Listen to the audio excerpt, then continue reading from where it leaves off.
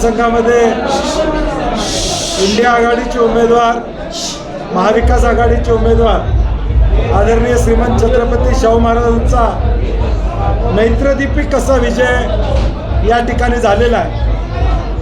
काँग्रेसचा अध्यक्ष या नात्यानं इंडिया आघाडी आणि महाविकास आघाडीच्या सर्व नेते मंडळींचे मी आभार मानतो.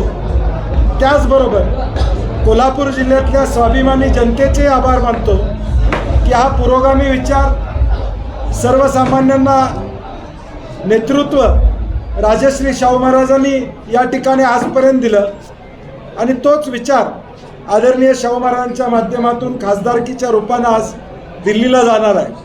आणि आम्हाला अतिशय आनंद वाटतो की कोल्हापूरकरांनी हा अत्यंत एक चांगला निर्णय त्या ठिकाणी घेतला. तब्बल 1,52,000चं मताधिक्य EVMच्या मोजणीमध्ये झालेलं आहे. पोस्टलची मोजणी अजून चालू आहे, ती 18,000 मतांची पोस्टलची मोजणी 1 तास 2 तासामध्ये संपेल. त्यामध्ये देखील आम्हाला खात्री आहे की हे मताधिक्य वाढेल.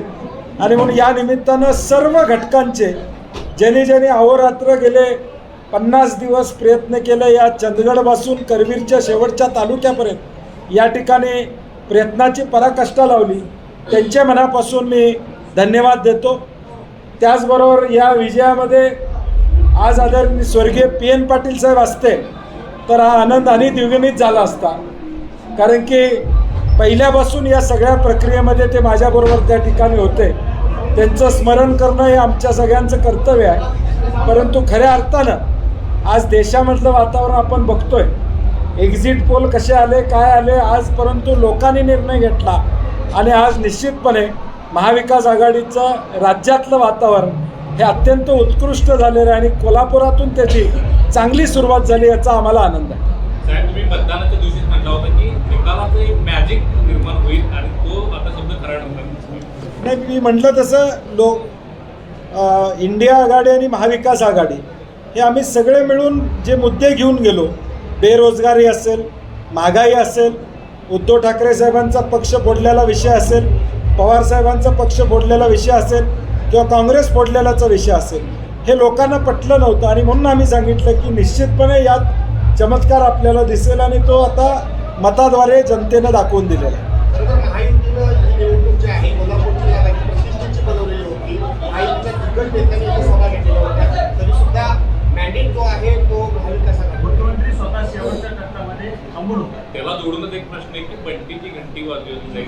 ते आता टीकात्मक आज काय मी बोलणार नाही. आज आनंदाचा दिवस आहे, उद्या नक्की त्याला उत्तर आम्ही देऊ. परंतु आज शाहू महाराजांचा विचार आम्ही पहिल्यापासून म्हणतोय की राजश्री शाहू महाराजांचं जे काही योगदान या जिल्ह्यासाठी देशासाठी आहे तो वारसा आदरणीय शाहू महाराजांच्या माध्यमातून पुढे येतोय आणि त्याला चांगला प्रतिसाद लोकांनी त्या ठिकाणी दिला. कोण आलं, किती प्रयत्न झाले हे आपण सगळं पाहतो. परंतु जनतेनं निर्णय घेतला की आमचा आवाज शाहू महाराजांच्या माध्यमातून दिल्लीत गेला पाहिजे. हे कोल्हापूरकरच्या स्वाभिमानी जनतेनं निर्णय घेतला आणि मी पहिल्यापासून म्हणत होतो ही निवडणूक जनता विरुद्ध महायुती आहे आणि आदरणीय महाराजांच्या माध्यमातून जनतेचं नेतृत्व आज दिल्लीत जातं.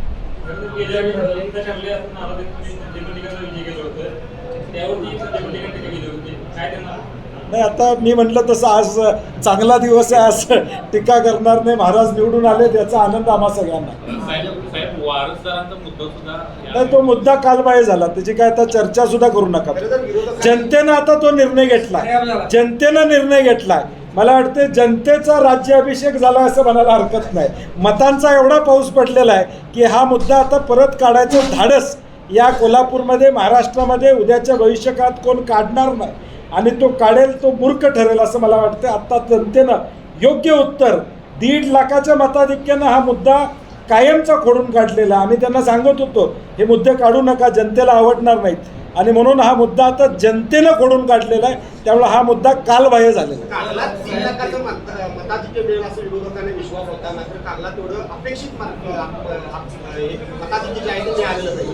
ही आदरणीय शाहू महाराजजींची पुण्य की आम्हाला कोल्हापूरमध्ये जे काही मतदान मिळालं, आमच्या सगळ्यांचे कष्ट असतील परंतु पुण्याई जी काय ती राजश्री शाहू महाराजांची, विद्यमान शाहू महाराजांची पुण्य आहे की हे मतदान आम्हाला त्या ठिकाणी मिळालं.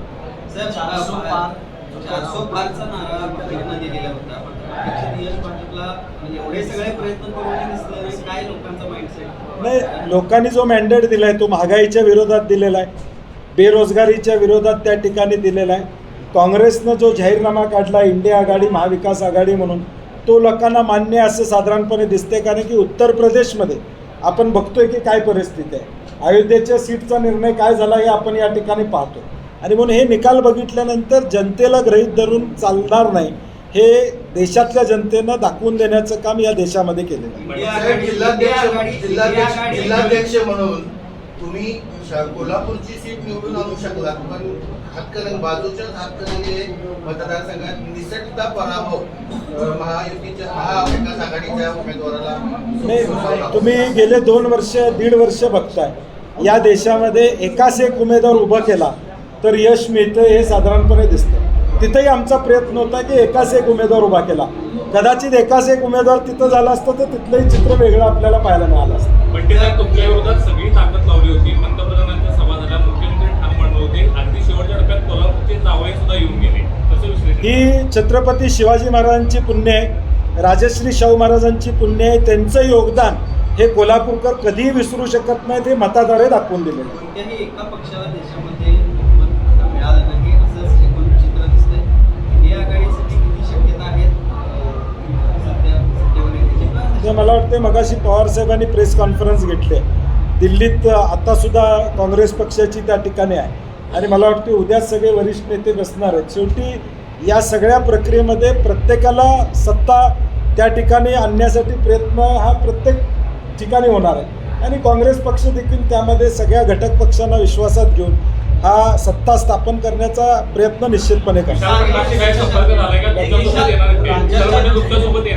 दृष्टीने एक चांगलं वातावरण राज्यात आता पाहायला मिळतं. मुंबईच्या ज्या जागा होत्या तर मुंबईपर्यंत याची पडसाद चांगले नाही, विधानसभेला लोकांचा मॅन्डेट काय आहे हे साधारणपणे या मतदानाद्वारे लक्षात आलेलं आहे की आज लोकसभेमध्ये देशाची निवडणूक असताना देखील राज्यातल्या प्रश्नाला गती देण्याचा किंवा त्याला वाचा फोडण्याचा प्रयत्न केला. इथले उद्योग गुजरातला चाललेले आहेत, इथले रोजगार कमी होत चाललेले आहेत, अनेक गोष्टी आहेत ज्या महाराष्ट्रापुढे अडचणीच्या आहेत, त्याचं उत्तर देखील यामधून मिळालेलं आहे. आणि म्हणून महाविकास आघाडी म्हणून विधानसभेला देखील प्रचंड असं यश आम्हाला मिळेल असं आम्हाला माझं आज काय बोलणं झालेलं नाही त्यांच्याशी, परंतु निश्चितपणे व्हायला काय हरकत नाही असं मला वाटतं. महाराज साहेब एका देशातल्या. नमस्कार, मी प्रथमेश परब. माझा महाराष्ट्र कोल्हापूर या चॅनलला लाईक करा, शेअर करा आणि सबस्क्राईब करा.